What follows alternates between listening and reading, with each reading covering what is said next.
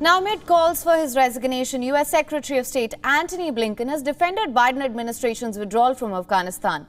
At this first congressional hearing on the ending of America's longest war, faced with the toughest grilling of his career, Blinken remained collected and, in between heated exchanges with the Republicans, defended President Biden's decision to pull out.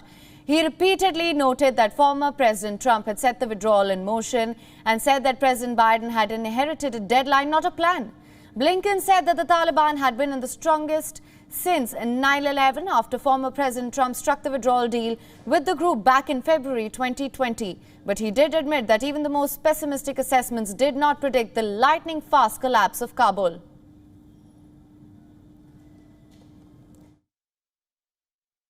Throughout the year, we were constantly assessing their staying power and considering multiple scenarios. Even the most pessimistic assessments did not predict that government forces in Kabul would collapse while U.S. forces remained. As General Milley, the chairman of the Joint Chiefs of Staff, has said, nothing I or anyone else saw indicated a collapse of this army and this government in 11 days. And Republican senators also accused the administration of abandoning U.S. citizens and allies. Blinken said that only around 100 U.S. citizens remain in the country, all of whom have been contacted repeatedly by U.S. diplomats. Some even left after the evacuation. Blinken also stressed that there was no evidence that staying longer would have made the Afghan forces any more resilient. There's no evidence that staying longer would have made the Afghan security forces or the Afghan government any more resilient or self-sustaining. If 20 years and hundreds of billions of dollars in support, equipment, and training did not suffice, why would another year, another 5, another 10? Now, Republican lawmakers did not hesitate to double down on this criticism, calling the pullout an unmitigated disaster of epic proportions. Fireworks ensued when Republican Senator Brian Mast of Florida stopped Blinken from answering, accusing U.S. agencies of manipulating intelligence on Afghanistan.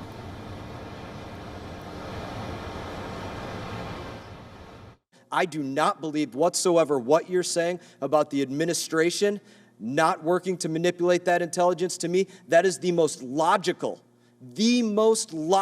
explanation of how so many in the intelligence community got this so wrong about what was going to happen in Afghanistan. Why it would seem somehow logical for President Biden to leave the, quote, most advanced military weaponry, why some would not speak out against that if they were getting the false intelligence because it was coming from the top down to manipulate it. In my opinion, that's absolutely aid and comfort to the enemy. I absolutely wonder if you were complicit in this as well. I find it hard to believe that President Biden would do that without you being aware of this, and these are things that we deserve to know better answers, have better hearings on this. I do not believe a word that you're saying on this.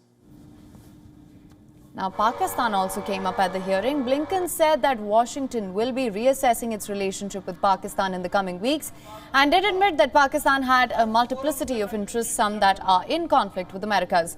Now, Monday's hearing was the first of the 2 appearances that Blinken will make before the Congress this week to testify on the Afghan crisis.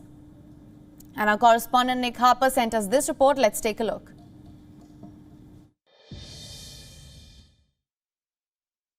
US Secretary of State Antony Blinken mounted a robust defense, arguing the decision to leave was the only viable option.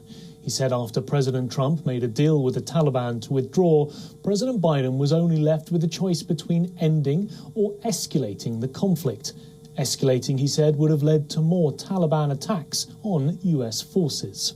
He also said remaining longer would not have made the Afghan security forces or the Afghan government more resilient or self-sustaining, arguing a longer US mission would not have made a difference to the country. On the tens of thousands of Afghans left behind, Blinken also blamed Trump. He said the Biden administration inherited a backlog of 17,000 special immigrant visa applicants, adding that there had not been a single SIV interview in the final 9 months of Trump's presidency. And on the Americans left behind, he said that they had not heeded the administration's repeated warnings to leave the country sooner. The United States, though, is under particular scrutiny for the speed of the Taliban takeover, a situation the Biden administration seemed ill-prepared for. Blinken, though, said even the most pessimistic assessments did not predict that Kabul would collapse while US troops were still in the country.